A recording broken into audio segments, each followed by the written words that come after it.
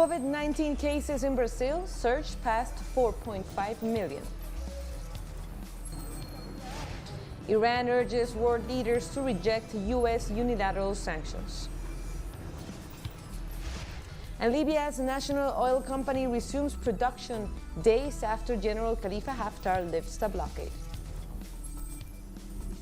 Welcome to TeleSUR. I'm Carla Gonzalez, and this is from the South. On Sunday, Brazil surpassed 4.5 million COVID-19 cases with a rate of infection of 30,000 new cases per day. Brazil remains the third most affected nation by COVID-19 after the United States and India. Over the past week, the South American nation recorded an average of 30,000 new cases and 800 deaths per day, as the death toll now stands at well over 130,000. According to the Health Ministry, the majority of COVID-19 cases are located in the regions of Pernambuco and Rio de Janeiro. Authorities in Colombia have arrested 2 police officers accused of killing an unarmed man in a case that triggered massive protests against police brutality. The officers were involved in the detention of Javier Ordóñez, a lawyer who was repeatedly tasered before dying hours later in police custody. The 2 officers were charged with torture and aggravated homicide. During the protests, which took place 10 days ago, 13 people were killed, allegedly shot by police. The Office of the Attorney General will present them before a judge and will charge them with crimes of torture and aggravated homicide. Likewise, it will request an assurance measure, which is to be held in a prison center. In Chile, Mapuche indigenous communities are demanding that the government hand over Guafo Island, an ancestral territory that has been put on sale. The island has over 70 kilometers of coastline and is the habitat of unusual flora and fauna. It allegedly belongs to the nephew of dictator Augusto Pinochet's former economy minister and is listed for sale at $20 million. Environmentalists have also joined the demands to stop the sale of the territory, considered a holy site for Mapuches. El Salvador's airports have resumed commercial flights after 6 months of travel restrictions due to the coronavirus pandemic. Incoming passengers have been required to show a negative PCR coronavirus test no more than 3 days old. The country's main international airport, 44 kilometers south of San Salvador, reopened with 20% of its capacity for flights to 13 destinations in Central and North America. El Salvador was the first Central American country to cancel commercial flights on March 17th. The test for COVID-19 polymerase chain reaction must be requested by the airline at the boarding gate to all persons, whether Salvadorians or foreigners on the trip to El Salvador. In the island of Roatan, located in Honduras, COVID-19 cases are on the rise, a situation that is taking a toll on the only hospital in the area. More details in this story. The collapse in the only hospital in Roatan is apparent. Spaces are limited, and families have to stay meters away from their relatives, hoping for good news to encourage them. Los pacientes están en los pasillos. Patients have to lie in the corridors. The doctors are taking care of my grandmother, but others die sitting on benches. My grandmother was sitting in a bench for about 4 hours without receiving treatment.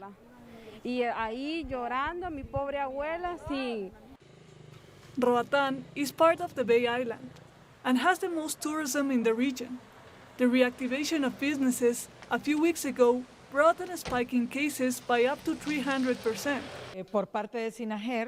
The National Risk Management System has opened up trade, and this affected us. We were the first to close down months ago, and now we are in the same situation as other departments. Many agree that strengthening the public health system should have come before an attempt to reactivate the economy, as the Roatan hospital has no oxygen tanks or beds available. The island does not have oxygen plant, and people have to find treatment elsewhere. We had about 5 months without no cases, over which time we should have received some supplies. Over the span of 2 weeks, 12 people died due to the lack of respirators, as well as the lack of intensive care in the center. At least 3 or 4 of them could have been saved if there was a mechanical fan. We still expect a helicopter to come to send them to the coast, but we have not been able to continue this way. So we have asked authorities to send ventilators, to send medical brigade. Currently, a hospital is being built in the area, initial funds for which were provided by business owners from the island, supported by municipal authorities. We'll take a short break now. Don't go away.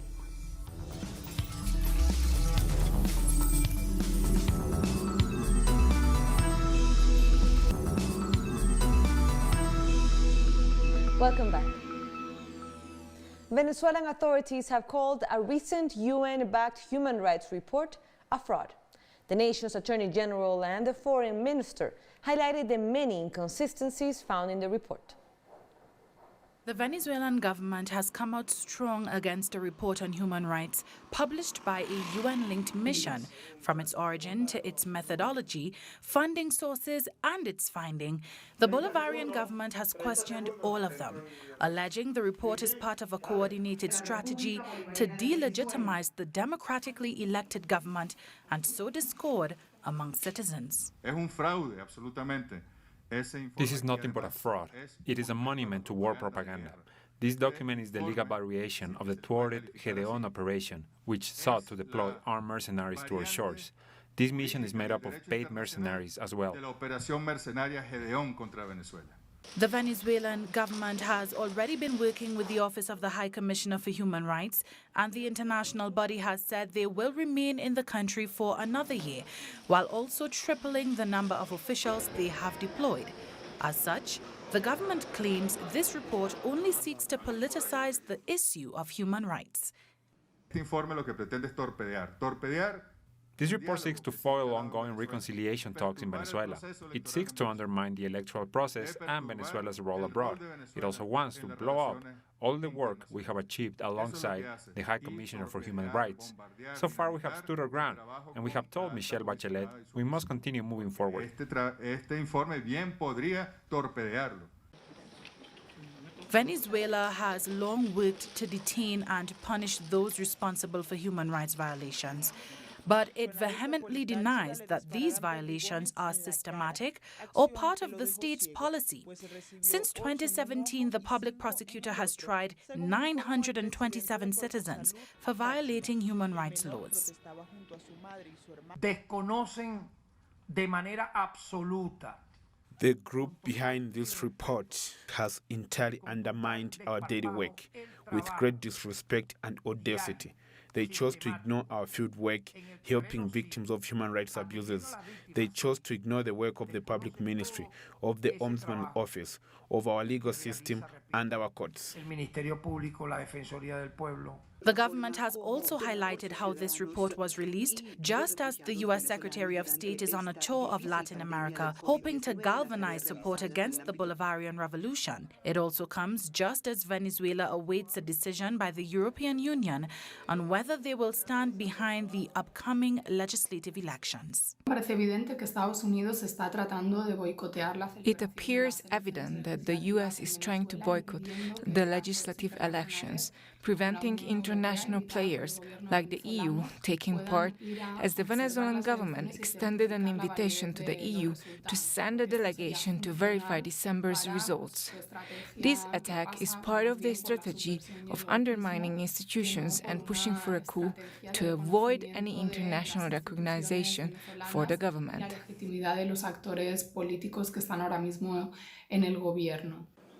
Legislative elections are set to take place in just over 2 months. In the meantime, the United States seems to be doing all it can to destabilize the South American nation. Former presidents and foreign ministers from across Latin America have signed a letter urging electoral authorities in Ecuador to respect the democratic process. The letter, signed by figures like Argentina's Cristina Fernández de Kirchner, Brazil's Luis Inácio Lula da Silva, Bolivia's Evo Morales, and Honduras' Manuel Zelaya, chastises electoral authorities for eliminating the party of former President Rafael Correa from their official registry. The letter also calls for the Supreme Electoral Court to stop their attempts at suppressing progressive candidates and to respect national and international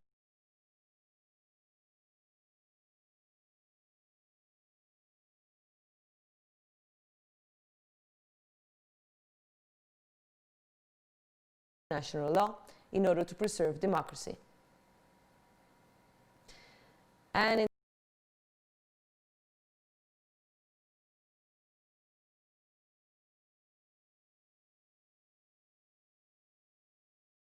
was under pressure, but no. The Electoral Court is complicit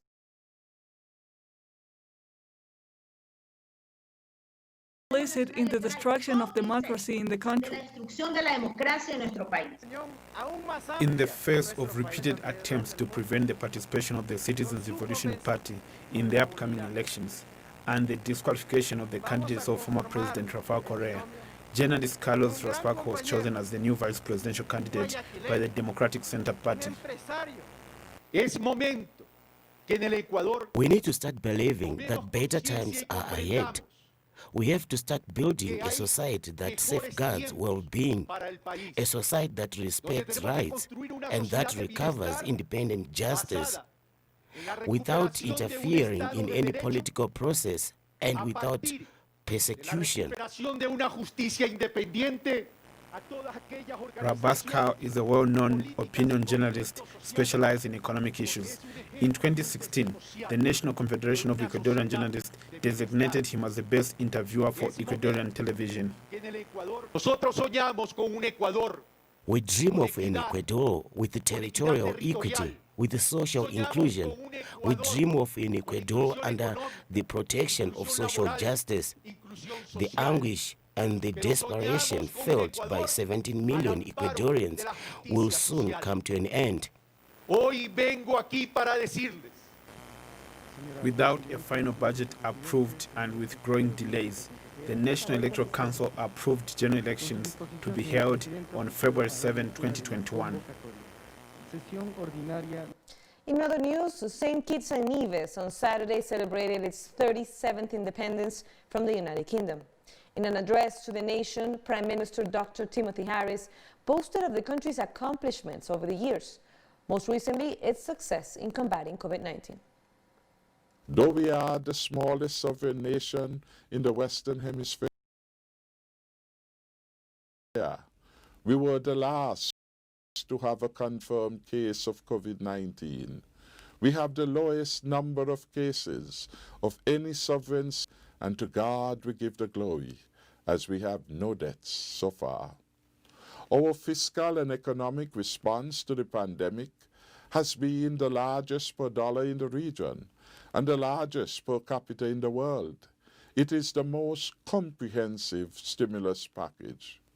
We offer the highest level of support to the most vulnerable, directly affected by COVID-19. The U.S. government has announced that unilateral sanctions against Iran are back in effect and threaten to impose consequences on any UN member state that fails to comply with the measures. In response, Iranian authorities have called on the international community to unite against the U.S. and what they called their reckless actions. We expect, as it has been shown up until now, the international community and all countries in the world to stand against these reckless actions by the regime in the White House and speak in one voice to stop these actions by the regime in the White House. The regime in the White House has no option just to respect the international regulations and norms and also stop terrorizing the world, stop the illegal and criminal actions, these economic terrorism, unilateral and extraterritorial sanctions against the great nation and people of Iran, and more important, to compensate all the damages caused to my people. Iran also made a call to the United States to stop rebelling and return to the international community, saying the White House has lost sight of its responsibilities. Of course, this is all much ado about nothing, and I imagine these are the most bitter days and hours for the United States. It was their choice to stand on the wrong side of history. They have forgotten what its responsibilities are. Tehran's message for Washington is clear. Return to the international community, to your commitments. Stop rebelling, and the world will accept you. The U.S. decided to resume sanctions against Iran, allegedly due to the country's non-compliance with its commitments under the Joint Comprehensive Plan of Action, also known as the Iran nuclear deal. According to the U.S. Secretary of State Mike Pompeo, the decision also came after the UN Security Council voted against extending the 13-year-old arms embargo on Iran. On Monday, the Trump administration is expected to issue an executive order explaining how it will implement the sanctions. The U.S. Treasury Department will also explain which foreign individuals and companies will be penalized. We have more stories coming up. Stay with us.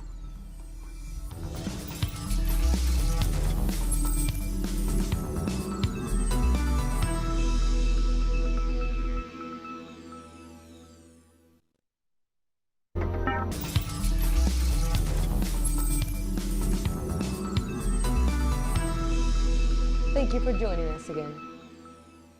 The Libyan National Oil Company has resumed oil production.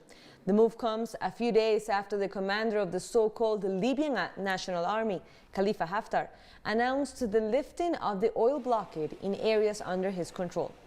In January, Haftar's forces shut down the country's oil fields and terminals in an attempt to put pressure on their rivals, the UN-recognized Tripoli-based Government of National Accord. The German charity organization CI says its rescue ship, Alan Kurdi, has picked up some 133 migrants from 3 different boats stranded in the Mediterranean Sea. According to CI, the rescue vessel spotted an overloaded rubber dinghy carrying 90 people on Saturday. Following the first rescue mission, the crew were informed about another wooden boat stranded in the sea with 24 people on board. In a later rescue mission, the crew picked up another 19 distressed migrants from a fishing boat. Thousands of refugees have died in recent years while trying to cross the Mediterranean to reach Europe to escape war and poverty in their home countries. There was actually 90 people, 8 of them women and 8 children, who are now on board the Alan Kurdi. While we were still rescuing, we saw another boat at the same time. That is where our rubber boats went. It was a wooden boat with 24 people on board, whom we also rescued and are also on board with us here. The World Health Organization has approved testing guidelines for African herbal remedies to treat COVID-19. The WHO Regional Expert Committee on Traditional Medicine for COVID-19 has endorsed clinical trials for the herbal medicine. This will see the widely debated Madagascar COVID-19 vaccine begin testing, according to WHO guidelines. The committee collaborated with Africa Center for Disease Control and Prevention, as well as the African Union Commission for Social Affairs. Kenyan Airways has appealed for a bailout following months of financial crisis. The Eastern African country's national carrier said the company can no longer operate at full capacity and needs at least $500 million to stay afloat. The crisis started a few years ago but has worsened by the COVID-19 pandemic. The airline suspended both domestic and international flights back in April, resuming operations in August. A city renovation plan in Nairobi, Kenya is turning homeless citizens into environmental guards.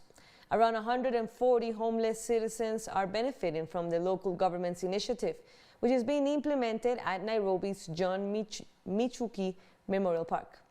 In the 6 months since the plan was first put into effect, over 1,200 tons of garbage have been cleared out of the park. And when the Michuki Memorial Renovation Project was introduced, I got a casual job. Now at least we can have an income, though not much, and we're able to support ourselves and have a better life. We have people with pre-existing conditions and respiratory illnesses caused by emissions and other pollutants. It's critical because of the clean air, guarding against air pollution. Walking and cycling are particularly beneficial, especially in this pandemic season where public transport has been restricted by social distancing measures. France has recalled its ambassador to Ivory Coast, Gilles Huberson. The French diplomat is allegedly being investigated for sexual harassment against 5 of his colleagues during his time as ambassador in Mali between 2013 and 2016. There are also accusations against him during his time in Ivory Coast since 2017. French authorities have yet to give full details on this case. Protesters in Thailand have managed to hand over a petition demanding reform of the monarchy. The student-organized demonstration saw thousands of people gather in front of the Grand Palace in Bangkok. Police had moved a large force of officers and vehicles in an attempt to block the peaceful protesters, but in the end they allowed one protest leader to pass through and present the petition to the chief of the Metropolitan Police. The protesters' core demands are a dissolution of the parliament, a new election, a new constitution, but they also target the country's monarchy with a 10-point manifesto for its reform. Thank you for showing that you agree with our proposals. When I spoke about them on August 10th, I was not sure if there would be people agreeing with me. But from then until today, it made me appreciate that there are many people who agree with what we are doing. That means our proposals are the way to deal with deep-rooted problems. Thank you very much. In Germany, hundreds gathered in one of Berlin's wealthiest neighborhoods on Saturday to express their anger at the way the government of Chancellor Angela Merkel has handled the pandemic. The mobilization was part of the nationwide demonstrations under the banner "The rich should pay for the crisis," arguing that the working class and disadvantaged families are being disproportionately affected by the economic effects of the COVID-19 pandemic. Germany has reported close to 250,000 cases of COVID-19 and over 9,000 deaths. That in the times of the crisis, the rich are trying to take rights from the poor. They're trying to reduce the minimum wage in Germany. These are things that are openly discussed in the moment, and I'm sure that we should go out on the street and show there's nothing to take away from the people who are actually doing all the work. Merkel and all of her associates are responsible for using the instruments at their disposal to protect renters, to protect citizens, to protect the environment, and to protect the world from the coronavirus. They could do that, but instead they are caught up in allowing the rich to become even richer. That won't do. And in France, one person has been reported missing and hundreds have been evacuated after torrential rains swept through southern parts of the country. The Gard region was on red alert after as much as 350 millimeters of rain fell. At least 10 departmental roads were cut off, leading to one village being isolated. Helicopters have carried out rescue missions and some 650 rescue personnel were mobilized, as around 200 people have been led to safety. I was thinking it would be worse anyway. There is going to be a lot of cleaning. Although we've lost all our merchandise and the fridges, of course, we're going to throw it away. So what more can I say? We're lucky. There's no more damage. Sur le secteur géographique, on the geographical sector of Anduz, St. John de Gard, we have carried out since yesterday about 200 safety actions. 150 people have been taken to safety, in particular the people present for the rally of the commissars. We have also rescued 30 people in dwellings for the commune of St. John de Gard and about 20 people from various places of the sector, which were threatened by a rising water level. And with that, we end our news brief. But you can find these and more stories on our website, telesurenglish.net. And be sure to follow health protocols where you are and stay safe. I'm Carla Gonzalez. Until next time.